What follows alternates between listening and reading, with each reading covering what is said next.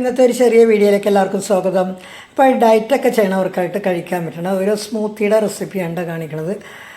അപ്പോൾ അതിനായിട്ട് ഞാൻ 2 ക്യാരറ്റും പകുതി ബീറ്റ്റൂട്ടും ഒക്കെ എടുത്ത് കുക്കറിൽ നന്നായിട്ട് വേവിച്ചെടുത്തിട്ടുണ്ട് കേട്ടോ. എന്നിട്ട് അതിൻ്റെ വെള്ളമാണ് ചെറിയ തീയിൽ ഒരു പാനിൽ അടപ്പത്തോട്ട് വെച്ചേക്കാണ്.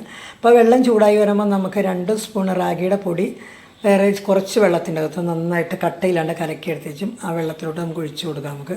അപ്പോൾ പെട്ടെന്ന് കുറുകി വരും കേട്ടോ. ഇത് കുറുകി വരണതുകൊണ്ട് വേഗം നന്നായിട്ട് ഇളക്കിക്കൊള്ളാം. ഇതും കട്ടയാകാൻ പാടില്ല, പെട്ടെന്ന് ഇളക്കിക്കൊണ്ടിരിക്കണം. ചെറിയ തീയിലാണ് വെച്ചേക്കുന്നത്. അപ്പോൾ ഇത് നല്ലോണം കുറുകി വരുമ്പോഴത്തേക്ക് ഇതിൻ്റെ അകത്തോട്ട് നമുക്ക് ഈന്തപ്പഴം ഇട്ട് കൊടുക്കാം കേട്ടോ. ഞാൻ ഒരു 5-6 ഈന്തപ്പഴം എടുത്തിട്ടുണ്ട്. പിന്നെ മധുരം എന്തോരം വേണമെന്ന് വെച്ചാൽ മധുരത്തിന് ആവശ്യമായിട്ടുള്ള ഈന്തപ്പഴം ഇടാം. അപ്പോൾ ഈന്തപ്പഴമൊക്കെ ഇട്ട് കഴിഞ്ഞ് ഒന്നും കൂടി കുറുകിയിട്ട് മാറ്റി വെക്കണം. ഇത് നമുക്ക് മാറ്റി വെച്ച് കഴിഞ്ഞിട്ട് ഒന്ന് തണുത്ത് കഴിഞ്ഞിട്ട് വേണം നമുക്ക് ജാറിലോട്ടിട്ടൊന്ന് അടിച്ചെടുക്കേണ്ട. അപ്പോൾ നന്നായിട്ട് എല്ലാം കൂടി നന്നായിട്ടൊന്ന് യോജിപ്പിച്ചൊക്കെ കഴിഞ്ഞ് മാറ്റി വെച്ച് തണുപ്പൊക്കെ ആയിക്കഴിഞ്ഞപ്പോഴത്തേക്കും ഞാൻ വേറെ ഒരു ജാറിലോട്ട് ഇട്ട് കൊടുത്തേക്കാണ്. അപ്പോൾ ഇതിൻ്റെ അകത്തോട്ട് നമുക്ക് ഈ കഷ്ണങ്ങൾ ഇടാം കേട്ടോ. ബീറ്റ്റൂട്ടും ക്യാരറ്റും ഒക്കെ വേവിച്ച് വെച്ചതും ഇടണം. പിന്നെ നമുക്ക് മധുരത്തിന് ഈന്തപ്പഴവും പിന്നെ നമുക്ക് ഏത്തപ്പഴം ഇടാം കേട്ടോ. ഏത്തപ്പഴം വേണമെങ്കിൽ ഒരെണ്ണം പുഴുങ്ങിയിടാം, ഞാൻ പകുതി എടുത്തുള്ളത്. അതും ഇട്ട് പിന്നെ ഏലക്ക ഇടണം. നല്ലൊരു ഫ്ലേവറിന് വേണ്ടി ഏലക്കയുടെ അല്ലി 2-3 ഇടാം.